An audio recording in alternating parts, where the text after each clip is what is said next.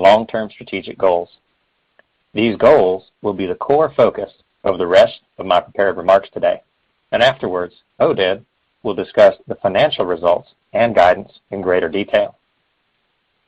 As we've discussed before, we have several key strategic focus areas, investment into which will set Shift up for long-term success. These include deepening market penetration within our existing markets, expanding our geographic footprint, building lasting brand awareness, and driving efficiencies in our full-stack operations while improving unit economics. Once again, our growth this quarter was primarily driven by the strength of our most mature regions along the West Coast from San Diego up through Portland. These 5 legacy markets in which we had operated prior to 2020 accounted for nearly all of the 377% year-over-year growth in the quarter. At the same time, we are encouraged by what we're seeing in newer markets such as Seattle and our Texas markets, and Las Vegas, where at this time we are buying but not yet selling cars. The newest markets will be valuable contributors to our sustained growth in 2022 and beyond. One of the key drivers of growth across all of our geographies has been our new marketing strategy that we've talked about at length in prior calls. This campaign is proven to be highly effective, supporting immediate and midterm sales efforts, while also building durable, non-perishable brand impressions for the long term. In our May call, we set the expectation to reduce CAC by roughly half in Q2. We achieved this with a 46% CAC decrease quarter over quarter, with total marketing spend also decreasing sequentially, despite accelerating unit sales growth. Given the momentum we are seeing in our business and the effectiveness of our branding effort campaign, we will continue to prioritize and in some cases accelerate investment in building our brand. As of late Q2, we are now in a position to utilize powerful third-party data tools to measure the impact of our branding efforts on Shift's aided awareness among customers. We believe that with the right investments over the next 6 to 8 quarters, we can drive faster awareness growth than our peer set has when they embarked on branding growth, and do so at a lower total spend level despite a more expensive COVID-driven marketing environment. That, in turn, will drive deeper market penetration, support growth in front-end GPU, and help new markets grow with faster ramp in their earliest quarters. Turning to operations, we continue to see strength across business functions. While many in the industry struggled to find supply, Shift was able to grow our sellable inventory nearly 40% throughout the quarter, with 93% of cars sourced in Q2 coming direct from consumers and partners. Our in-house reconditioning facilities did an excellent job keeping pace with the growing supply, and currently can process over 600 cars per week without additional staffing, which is more than sufficient to meet our 2021 inventory needs. Q2 saw some of the most unusual used car market behavior that the industry has seen in decades, and certainly in the 7.5 years since Shift has been in operation. A confluence of factors caused multi-week steep pricing appreciation, rather than the depreciation the industry normally sees across all used car cohorts. Market tailwinds benefited the industry and helped us achieve the $2,809 GPU overperformance. Oded will provide additional color on the drivers of that and overall unit economics. That said, our nearly 5x revenue growth year over year significantly outpaced that of the broader market. Given this momentum, based on the branding and operational investments we are making, we are positioning to continue significant market share growth in existing and new markets for the rest of the year and beyond, regardless of market pricing dynamics.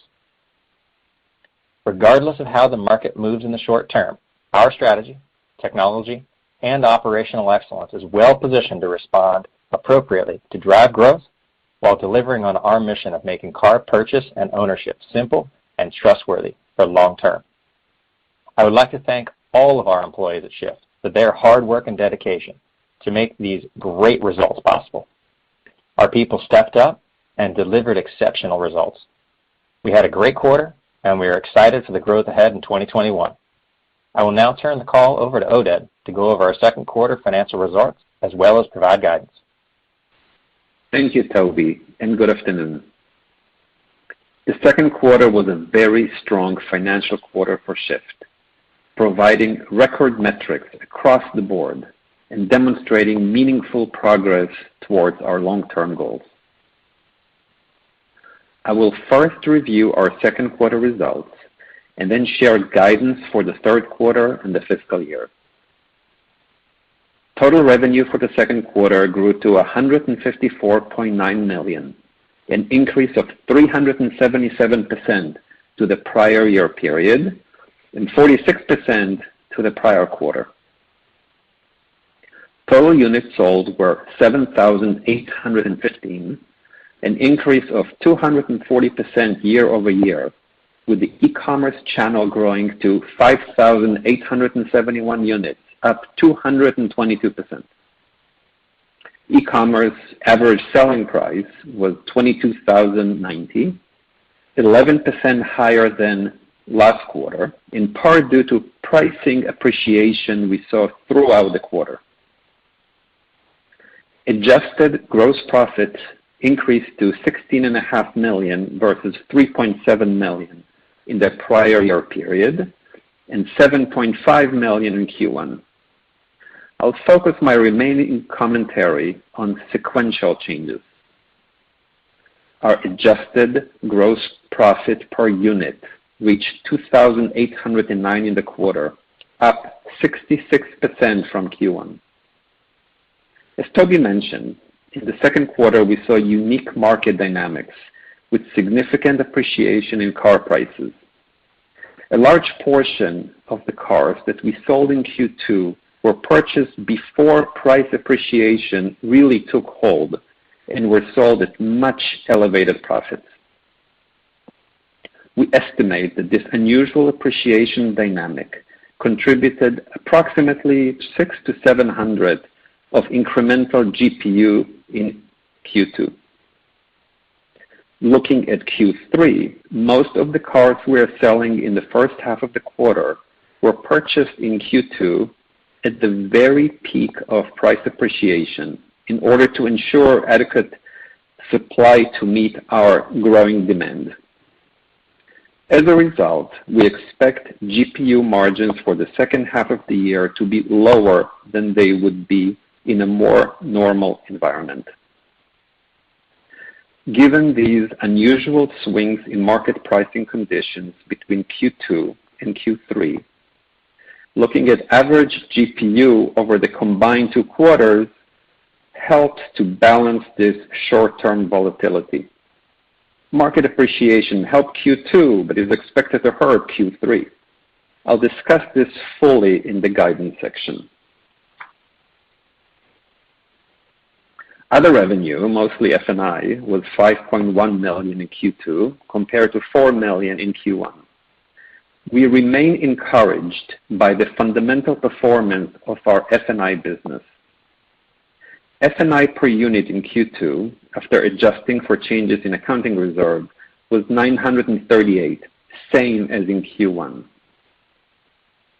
After consistently delivering around $900 per unit of F&I revenue in the first half of the year, we continue to see meaningful opportunities in this space. Total marketing expense for the quarter was $10.9 million, down from $15.4 million in Q1, as the new strategy emphasizing brand marketing took hold and yielded impressive results. As Toby mentioned, Q2 customer acquisition cost was $1,897, down 46% from Q1. Total SG&A in the quarter was $48.1 million, or 31.1% of revenue, compared to $50.2 million, or 47.4% in the previous quarter, demonstrating significant operating leverage. EBITDA loss for the quarter was $26.1 million, or 16.9% of revenue, compared to a loss of $34.4 million, or 32.5% of revenue in Q1. Turning to the balance sheet and cash flows, we ended Q2 with cash and cash equivalents of $238.2 million. This represents a $61 million increase compared to Q1 cash balance. Our Q2 cash balance includes $115.3 million from the May 2021 issuance of convertible notes, net of origination fees and capped call purchase. Primary uses of cash for both the second quarter and year-to-date were funding inventory purchases and marketing investments supporting our accelerated growth. Partially offsetting these cash outflows in the quarter were full utilization of our $50 million floor plan facility and a normalization of our accounts receivable balance when compared to Q1. Turning the spotlight on inventory, we ended the quarter with $122.5 million, a $48 million increase to our Q1 inventory. Our strong sales and GPU performance in the second quarter speak to our continued ability to procure desirable cars, the vast majority of which are bought directly from customers. Looking forward to the second half of the year, we expect to achieve the accelerated growth embedded in our guidance with only modest inventory investment. As we have demonstrated this year, we are able to quickly size our inventory to changing demand and market conditions. We're utilizing the inventory increase in Q2 to fuel our current quarter growth and plan to replenish when prices become more favorable in fall. Turning to guidance. For the third quarter, we expect revenue to be in the range of $155 to $170 million, or 159% to 184% higher than Q3 of 2020. Adjusted GPU is expected to be in the range of 1,500 to 1,600 for the third quarter. This will create an average of approximately 2,100 for the Q2 and Q3 periods. Our adjusted EBITDA loss for the quarter is expected to be in the range of $34 to $36 million. Based on positive results year-to-date and momentum we are seeing across our business, we are again raising our annual revenue guidance for 2021. We expect total revenue to be in the range of $575 to $595 million, approximately 3 times our revenue for 2020. We expect to sell 22,000 to 24,000 e-commerce cars. As we've demonstrated in prior quarters, our growth strategy allows us to grow well in excess of the market. While the volatile market dynamics do not slow down our growth, they do impact GPU. Due to limited price visibility later in the year, and with an abundance of caution, our full-year expectation for GPU remains at greater than 1,800, well on track to reach our sustainable GPU target of 2,500. We now expect our EBITDA loss margin to be better than negative 23% versus our previous guidance of better than 24%. I will now turn the call over to George for closing remarks. Thank you, Toby and Oded. Over the years in the past, before we were a public company, I was often asked, what is the governing constraint on Shift's growth? I would regularly say that we were capital constrained, that we could not invest in the areas we needed to drive growth, but that if we had the capital we needed, we'd be in a position to drive exponential growth and bring this company to scale much faster. Now, after removing the capital constraint once we went public last year, it has been very exciting for us to see our team deliver on accelerating growth for 3 subsequent quarters, with 168%, 254%, and 377% year-over-year growth for Q4 2020, Q1 2021, and Q2 2021, respectively, while driving significant operating leverage this year. It is also exciting that almost all of this growth is coming in existing markets, providing a further proof point that our model is positioned to aggressively gain market share in each of its operating markets by providing consumers with the broadest possible inventory and test drive delivery. Given these strong results in Q1 and Q2 and our newly increased guidance for the full year, we are now expecting to hit $1 billion in run rate revenue a few quarters ahead of our original expectations. We are looking forward to continued efforts to invest in the areas that have supported this industry-leading growth trajectory, while driving significantly sustained improvements in our gross profit, as well as in improving our operating leverage on a drive towards scale and profitability. Thank you to our shareholders, customers, and team members, especially those working on the front lines in the midst of the pandemic, who are all helping Shift deliver on our mission.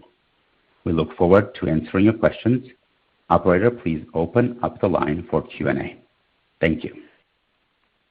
Thank you. Ladies and gentlemen, as a reminder, to ask the question, you will need to press star then one on your telephone. To withdraw your question, press the pound key. Again, that's star one to ask the question. Please stand by while we compile the Q&A roster. Our first question comes from the line of Alex Potter with Piper Sandler. Your line is open. Excellent. Thanks very much, guys. Great quarter. I guess, first of all, obviously the focus on marketing is clear. Is it possible that the CAC looks as good as it does right now because there's just this unprecedented demand for used vehicles, so customers are just falling all over themselves trying to find used vehicles, and that could normalize, a couple years down the line or a couple quarters down the line once the market settles down? Hi, Alex. Great to talk to you, and thanks for the question. So as we had said in our previous call, our plan was to reduce our CAC by about 50%, or roughly half, and we got to about 46% reduction. So it's very much in line with what we had expected. We think that the way to think about CAC in our approach is twofold. One is, you could just target it for acquiring customers today, and then secondly, targeting towards, building aided brand awareness among consumers for the long term. So a lot of what we're doing today in our marketing strategy is not focused on immediate results. It's focused at results over the long term. We've seen with our peers that as they build brand awareness, their ability to touch, higher price to market increases, which then results in better front-end gross profit. So a lot of our investments have to do with this kind of long-term strategy and long-term plan. I think if we were just targeting customer acquisition for today and not for the long term, we probably could drive, to a much lower CAC if we wanted to, but we don't think that would be the right approach given that we are trying to invest for growth over the long term. I think the reality is that CAC reduction is part of the kind of operational and strategic focus that we've had to drive for results in our marketing campaign and our efforts, and really not connected to the market conditions overall. As we talked in our prepared remarks, we think market conditions definitely impacted gross profit, but what we are seeing with our unit and revenue growth is primarily and vast majority driven by our own results and very much in line with what we wanted to accomplish as a business. Okay, great. That's very clear. I guess then, clearly you've got a business model that seems to be working. Is there urgency then on your part to try to expand out, maybe expedite this business model to other regions, or are you going to stick with your historical plan in terms of kind of a deliberate market by market, region by region rollout? I'll let Toby take that. Toby, you might be on mute. Hey, thanks for that question, Alex. We had previously, as you referenced, said that we wanted to grow about 2 markets per year. And as I mentioned in our prepared remarks, the vast majority of our year-over-year growth came from in footprint. We continue to see just tremendous potential from our existing in footprint base for delivering large volume for Shift. But we are growing our market expansion faster than that too, that I had mentioned or we had talked about in the past. I think we're going to continue gauging that and continue moving ahead of that target for 2021. We're excited about that, and we're seeing really great reception of both the brand marketing campaign and the footprint expansion, both immediately within the footprints and in surrounding areas when we see cars being shipped to nearby areas, sort of a penumbra footprint alongside our existing markets. Okay, great. Maybe one last one, then I'll turn it over. You mentioned kind of the in-footprint, the existing footprint that you've got on the West Coast there. And you also mentioned that you have the ability at 600 vehicles a week, I think is what you said, to meet your 2021 targets. Is there a point on the somewhat near horizon where you foresee bumping up against capacity constraints in your existing markets where you would need to deploy additional CapEx or start adding square footage, adding parking spaces, anything like that that could potentially constrain your growth? Thanks. Thanks, Alex. I think it's a good question, and I know that with our peers that's more of an issue. So I think what we said in our remarks on this point specifically related to kind of what we can process today with the labor that we have. Our real estate can process a lot more than 600, but obviously, you need to hire and train labor force for more. So we don't, in the past, this has been an issue for us. It's not an issue for us right now. As we said, we are in a very good place with reconditioning capabilities that we need for this year. Obviously, given that our model does not assume building massive, reconditioning facilities, we are able to turn on additional facilities as we launch each market.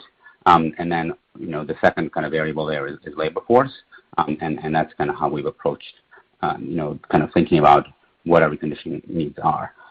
So I think we want to be able to grow production organically, and we're able to do that with, kind of the model we have today, being really close to the customer.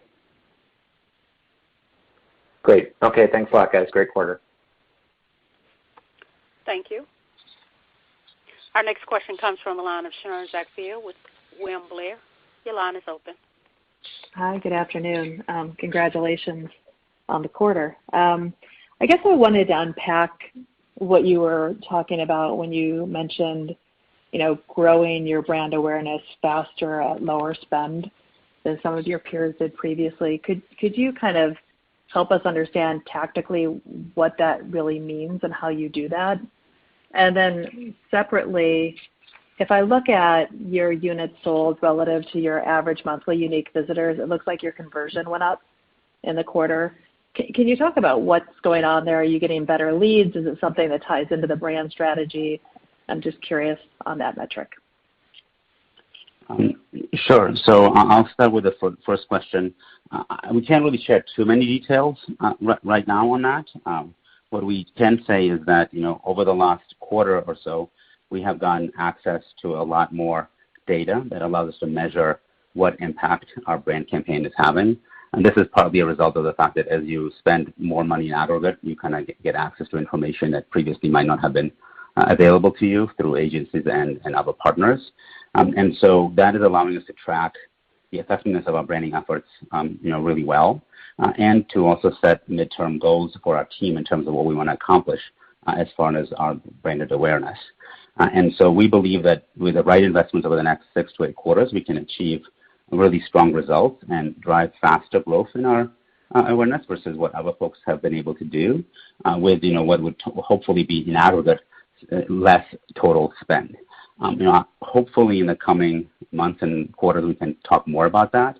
But at this point, kind of directionally, whether it'd be useful for folks to know how we're thinking about that. I know in the past we've gotten questions, about, hey, what are the goals of this effort? And so we wanted to indicate where we are leaning. Can't really kind of go into more details than that right now, but hopefully in the future we will be able to. And then I'll turn over to Toby for the second part of your question, which has to do with conversion. Excellent. It's a great question on conversion. Multiple factors help drive up our conversion. Better targeting and marketing, of course. Additionally, as Oded mentioned, we grew our inventory, which means having more inventory and more cars for people. It's easier to do the thing that we do, which is match people with cars when you've got a larger pool of inventory to match folks with. And finally, we've been making great strides in our technology experience. We're continuing to actively invest in our web and mobile technology experiences, investing in improving removing friction for customers and improving features that make it easier to find cars and easier to connect with those cars. So we're seeing multiple levels of activity combined to really improve that conversion, and that remains an ongoing focus for us. That's really helpful. And then one last question. On the F&I GPU, was there any benefit there from the pricing environment?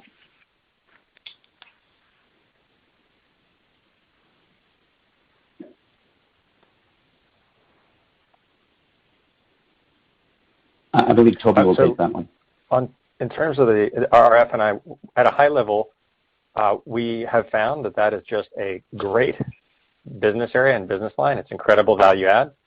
As you allude, most people don't walk around with like $20,000 in their pocket. And so one of the top questions we get from buyers, or in the early days of Shift from buyers, was, hey, I love the car, I love the experience, do you have financing for that? So we said, yes, we can do that. The combination of being able to offer financing and warranty is critical. We're continuing to build technology and build out that entire product offering, both from intangibles, the financial offering and the technology offering, to keep improving what we offer to customers. There are variations with things like ASP and vehicle segment. We've talked in the past about the variations in F&I between what we describe as core cars or our certified cars versus value cars, et cetera. But I wouldn't say that in this particular period we saw wild variation based on ASP. Okay, thank you. Thank you. Our next question comes from the line of Zach Fadem with Wells Fargo. Your line is open. Hey, good afternoon. So on your 1,000-unit increase in the full year unit outlook, to what extent would you describe this as flowing through the outperformance in Q2 as opposed to raising your unit assumption in the second half? And then as we think about total top line, could you talk a little bit about your expectations for price and where you expect the retail ASPs to land at the end of the year versus the 22,000 level today? Thanks for the question. As you know, we just raised total revenue guidance by $85 million for the year. We also raised our unit volume guidance by 1,000 cars. So it's a combination of each one of the quarters and our trajectory being faster than we originally anticipated. But specifically towards the end of the year, we don't have very good ASP visibility right now. So if you really do the math, there may be, if ASP remains at the 22 plus thousand range, there may be some upside for total revenue by the end of the year. Gotcha. So I guess another question on cars sourced from customers, up to 93% in the quarter, and then your wholesale units up over 300%. Can you just talk about what you attribute to the external environment here, and how should we think about modeling out these line items over the coming quarters? Oded, do you want to take that?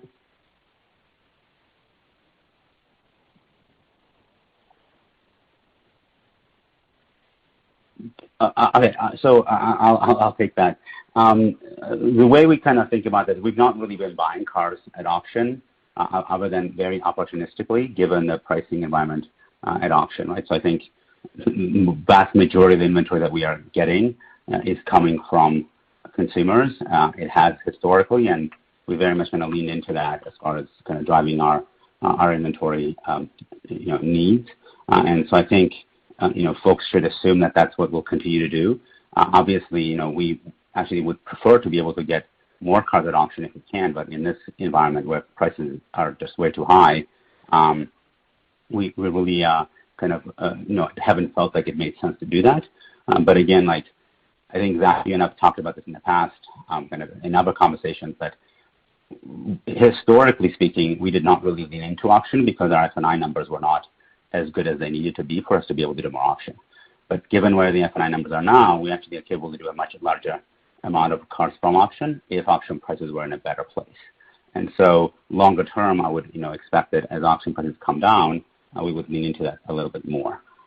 So that's kind of how we think about our inventory kind of purchasing. And I'll let Toby talk about kind of inventory disposition in terms of wholesale. Yeah, on the wholesale side, this is not like a massive focus for us at this point. There are other players out there that have built out a big wholesale business. In a lot of ways, our wholesale disposition really is an offshoot of what is the core of what we're focused on, which is acquiring consumer cars to sell to consumers. We're really putting our primary focus on that. And the wholesale business, while it is valuable and it supports that consumer mission, we have not yet built out or captured the real opportunity of that thing as a large standalone unit, hosting our own auctions at large scale, et cetera. But we do think there's future opportunity in that. But in terms of your question narrowly, Zach, about how to model that, there may have been a little bit of a difference in terms of what was going on wholesale this past quarter in terms of this shortage of cars at wholesale.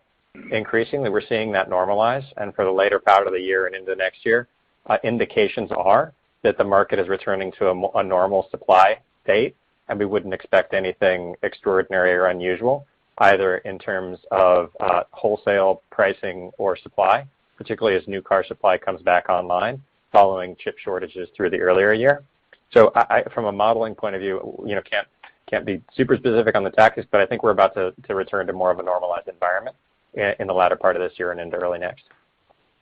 Got it. That makes sense. And then lastly, just to follow up on the F&I question, is it fair to say the 900-ish level is the right way to think about this item, in the near term, or are there reasons to believe that there could be some upside here in the back half of the year? So, as you know, our midterm goal for F&I is to be somewhere in the 1,200 to 1,400 range, right? So if we're in the 900 now, we're making good progress, but we still have ways to go. And, the way we're thinking about it is that we continue to improve hiring and training of our staff. They do a better job and become more productive, but they still have, again, ways to go. We're thinking about the product and so on. So it's, always been our strategy to talk about growth in that area from this level to a higher level. How fast can we ramp up to that higher level? Time will tell. We're doing every effort to do that. It may take us several quarters to get to that promised range. Got it. Thanks for the time. Thank you. Thank you. Our next question comes from the line of Marvin Fong with BTIG. Your line is open. Good evening. Thank you for taking my questions, and congratulations on the quarter. I thought I would just start with a question on GPU. Thank you for putting a number on what you thought the pricing environment contributed to the expansion, but that still leaves about something like $500 plus or minus of GPU improvement quarter over quarter. Just curious if you could help us unpack that. How much was reconditioning? How much maybe is structural price gains or pricing power? Anything else you can expand on that? And then the second question, just again on sourcing. Are you seeing? Are you able to isolate? What's going on in terms of the elevator pricing is between just the overall pricing environment and any impact that you might be seeing from more companies getting into consumer sourcing. Thank you. So thanks for the question. I'll start with the GPU compared to Q1. So there are a couple of things going on. Q1, as we said last time, we had a little bit of hangover from Q4, especially on the reconditioning side, right? So the cost there was a little bit elevated, and we had some improvement in this quarter as well. So I would say that those, and plus, of course, what we talked about, market conditioning, the combination of of those two factors contribute to the big rise. Obviously, as we said in the comments, the market dynamics was the bigger part of that, and it's going to be equalized in Q3. So that's why we suggest to look at the average of the 2 quarters, Q2 and Q3, to get a more normalized balance number. And Marvin, on the second part of your question around sourcing, I think it is a very valuable and important one. What we saw was a true anomaly in the market, and that was rapid appreciation, like something on the order of 25% appreciation between January and April of used vehicles. With that and that shortage environment, you saw a lot of folks saying, wow, if you're an auction buyer, if you source primarily through auction, you were having to pay very high prices to be able to source at auction. Fortunately for Shift, we were able to not rely on the auction channel to do our sourcing. As we mentioned this past quarter, 93% of our sourcing came from consumer. There's a real advantage there. We've spent years building out that capability. And while we see others moving in that direction, we tend to say that that's validation of a great strategy. And we have no concern about that competitive environment. Instead, we see real competitive advantage on our part, making that a key area. And in the past, Shift has been able to diversify and source elsewhere. But that core consumer sourcing is always going to be a great and best way to get cars. Those are the cars that we say people want. You're looking for that one owner, no accidents, strong options package, relatively lower price because it's a slightly older car. And that's always been the bread and butter and the core of what Shift's done really, really well. That proved out very nicely this past quarter, and we think that will continue to be true. Additionally, because we've been so focused on consumer sourcing, we have a wider spectrum of what we sell. So the Shift value offering, for example, is a key differentiator. It is a unique capability to be able to source, recondition, and then merchandise that vehicle set. And that is an outgrowth of our years of experience and focus on the consumer vehicles. You just would never find those vehicles really at an auction to buy them. We think that is another key advantage and puts us in a strong position. We're excited about that, and we've seen that the advantage of that strategy play out here in this past quarter. That's terrific. Thanks, Toby and Oded. If I could ask a follow-up question, just forward-looking on your new markets. I think you only recently begun selling operations in a couple of those expansion cities, but anything you're seeing, with the buying operations or anything that you could comment on how these new markets compare to the core West Coast markets that you've been operating in a while. Just any insight there would be great. Thank you. Yeah. Another great question. As I mentioned, we're just seeing most of our growth and tremendous growth in the core footprint. That San Diego up to Seattle, kind of Canada and Mexico, West Coast region is humming. We're really excited about that, Seattle being one of the newer markets as well.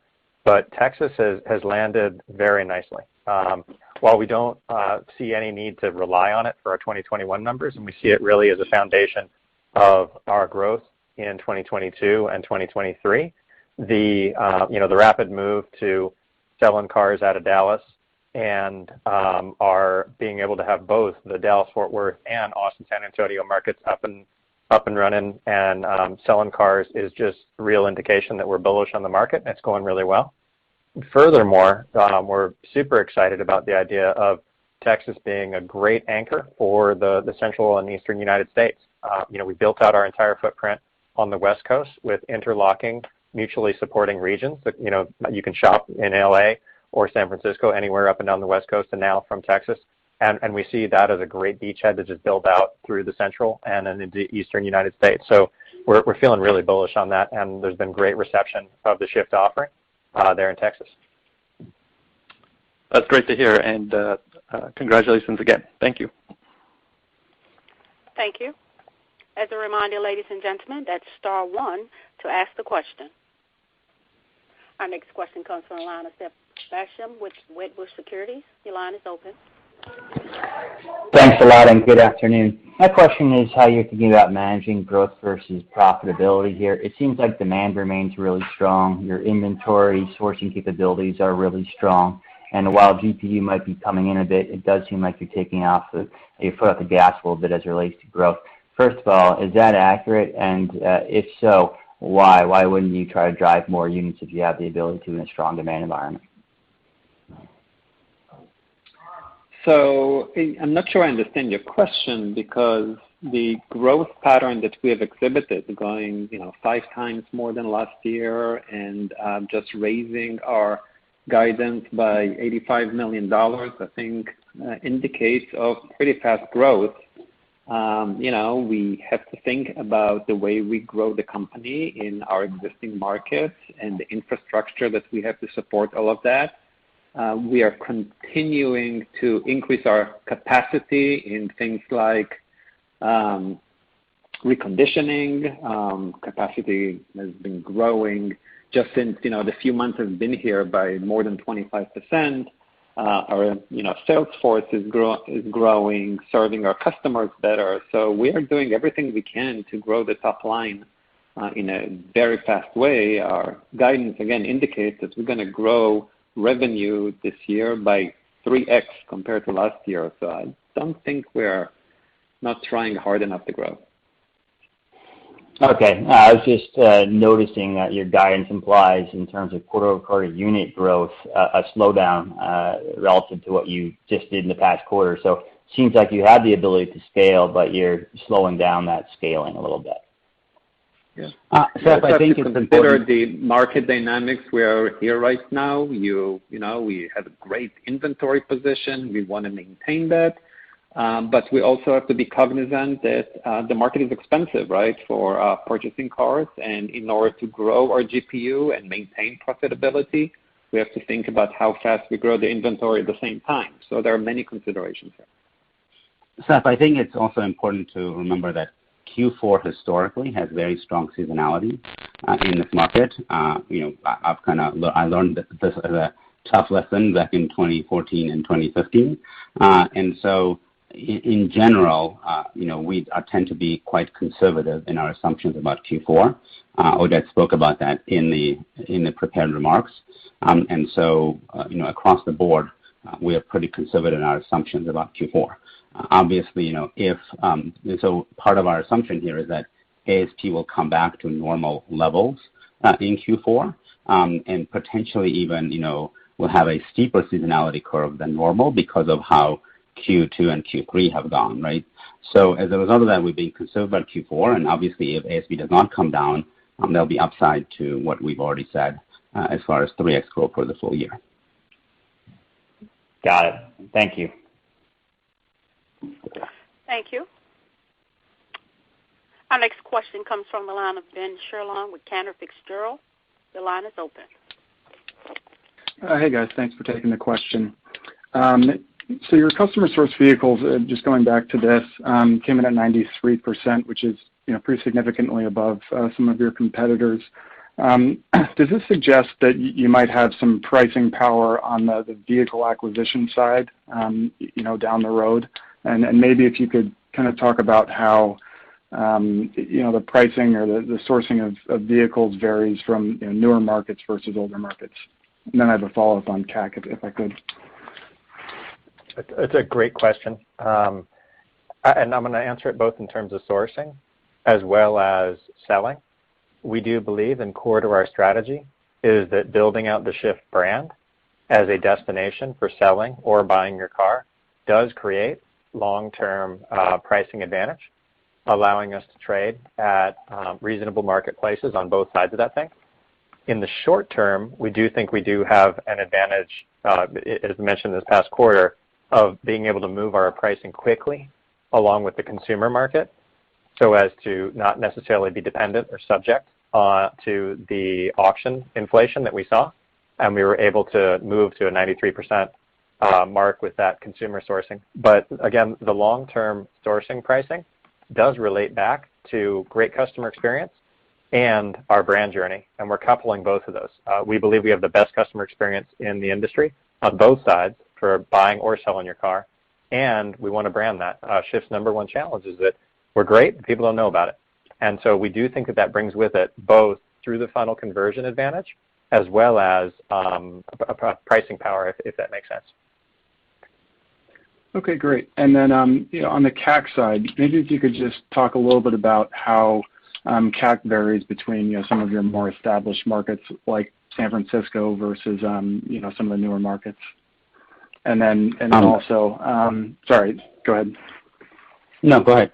Finish the question. And then I was going to say, in 2Q, it looks like your marketing expense, per unique visitor was up about 76%, which compares to a lot of pricing in the performance marketing space in Q2 up triple digits. What are you guys seeing in 3Q? Are you seeing any easing in kind of the impression costs on the performance marketing side? Those are awesome questions, and I wish I could speak in more detail, but we haven't released kind of any data on how our older versus newer markets do as far as marketing. And so what I can say is the following. We have found, and I've spoken about this in the past, but I think it's kind of important to reemphasize. We have found that given our presence in the various locations we're already in, especially San Francisco and Los Angeles, that marketing nationally for brand is really beneficial. We don't spend all our brand dollars nationally, but a significant amount we do. And so obviously there, the costs are kind of more similar across the board, and we think there's a positive impact from that. And then second point that I think is really important to consider is that we have very strategically pushed our spend more to brand and away from digital spend. We found over the years of building this company that building a strong brand is really, really critical. And so we can't, you couldn't do that through just digital. I and others at Shift came into this business thinking that you could literally kind of build a whole company with just digital spend. And it turned out that that's kind of not possible to do here. Brand is really crucial. And so from that standpoint, we kind of don't just think about kind of customer acquisition costs from just the digital side. We kind of think of them more holistically, including the brand side of things. Okay, great. Thanks, guys. Thank you. Our next question comes from the line of Mike Ward with Benchmark. Your line is open. Thanks. Good afternoon, everyone. I just wonder if you could provide a bit more clarity on the walk in the gross per unit coming from Q2 to Q3. We're about halfway through Q3, and so have you seen a significant drop-off already in the gross per unit? Or what are the other, is it just, the acquisition cost went up and some of those units kind of matured in from Q1, from late Q4 into Q1 and now into Q2? Is that what we're seeing? So what we have seen, just let's go back a sec. The majority of the units that we sold in Q2 were acquired in Q1 before prices really went up, right? So okay, right. For Q2, it was such a windfall of selling high after buying low. What we see in Q2 to Q3 is a much flatter line and maybe even starting to show some signs of declining prices. We bought at the peak of the market, and now we're selling it still at good price, but clearly not as high a spread as we've seen in Q2. So that's why, two things. A, that's why we guided lower, and also that's why we think that it makes sense to look at the 2 quarters together and do an average, because that's more like our seasonal normal average would indicate. Okay, so it's not this big collapse. And so basically what we're seeing as we've gone through July and August, we're seeing the transaction prices still remaining on the e-commerce side, remaining elevated, north of $20,000, $21,000, $22,000. But the cost of those has come up. So you're not seeing a collapse in the market, so to speak, but you're just going with the expectation that basically the maturing process of the purchasing and the selling price differential. Is that a right way to look at it? Yeah, absolutely. You can see market dynamics and prices, as well as us, and you can see that there hasn't been any collapse. Right. There's, no, I know. Maybe a little depreciation in the wholesale market, less depreciation in the retail market, but Right. It's not the same windfall as buying it at those prices. We bought stuff in January, Right. February, and then sold it in season. Okay, and part of that is just you being conservative as you're looking at the numbers going out because it seems to be changing pretty quickly. That's exactly right. Yeah, and also just to consider that September is also usually a unique month in this space because that's usually the time when you start to see seasonality, and so you kind of have this very strong August, right, and then a much weaker September from the seasonality perspective. And so what we try to do, historically speaking, is, sell as much inventory as possible in August, go into September with less inventory, and then acquire inventory in September when prices have come down a little bit. And so that obviously, but you can't sell all your cars because that wouldn't make any sense. And so you go into September with some inventory that's going to have, some GPU pressure. We know that that's normally the case, and so we're kind of managing for that in what we're guiding to for the quarter. And I do want to say one other thing, which is not something you can track through kind of publicly available numbers, but I think it's something that is definitely happening in the space, which is that while the list prices for dealers are still remaining very, very strong, we are noticing anecdotal evidence from consumers that the discounts dealers are offering are beginning to be stronger than they were, 30 or 60 or 90 days ago.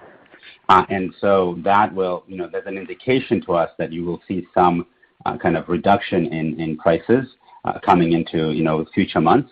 And that's another reason why we're being, conservative in our assumptions for the second half of the year as far as gross profit. Makes sense. And within SG&A, I think in the first quarter you had the big marketing spend where you were kind of doubling up. Did it come back down in Q2? Do you have a 2Q marketing expense portion of SG&A? Yeah, marketing went down from more than $15 million in Q1 to less than $11 million in Q2. $11 million. So clearly a total dollar decline. Getting back to a more normalized rate. Yeah, great. But if you look at the whole SG&A, you've seen a really nice leverage effect of the increase in revenue, and obviously not as much increase in cost. Perfect. Thank you. Thank you very much. Thank you, Mike. Thank you. Our next question comes from the line of Mike Grondahl with Northland Securities. Your line is open.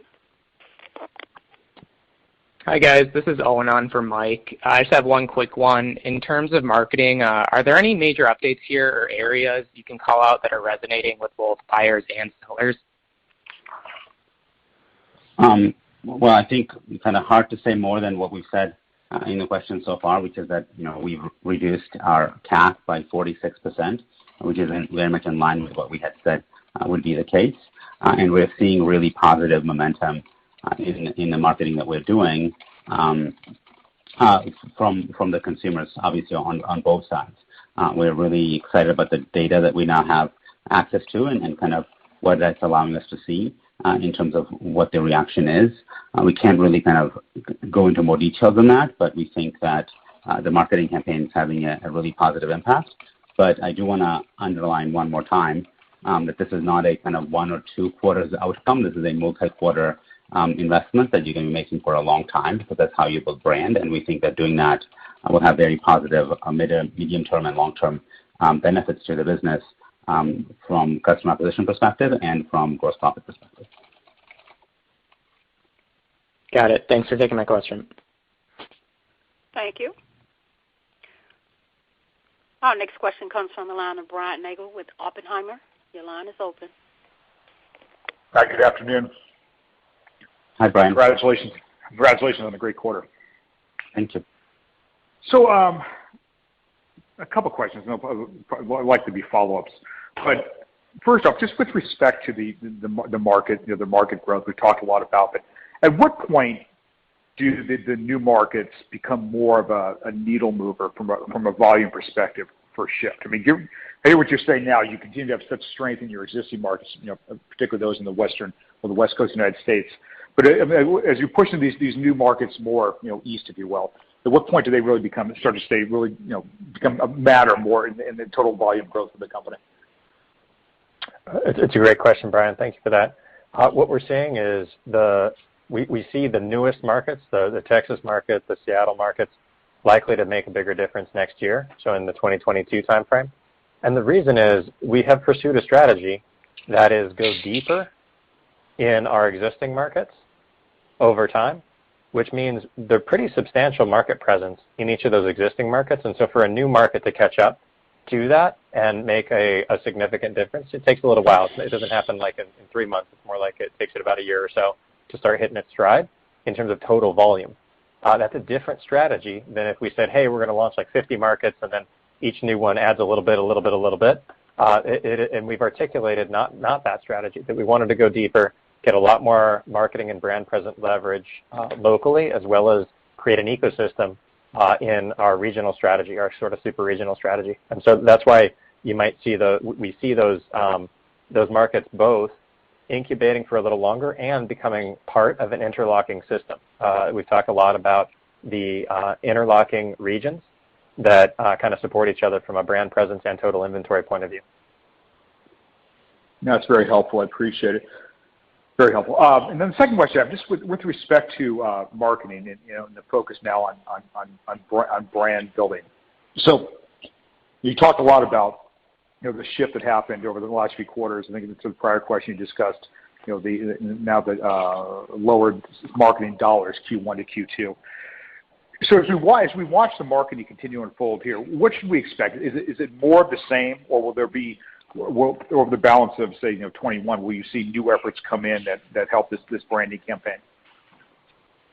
I think for right now, the best we can say is that we're going to continue doing what we're doing. I think Toby spoke in the prepared remarks that we believe that over a kind of 6 to 8 quarter investment, if we do the right investment, we can have some really positive impact on our brand and how much aided awareness we have.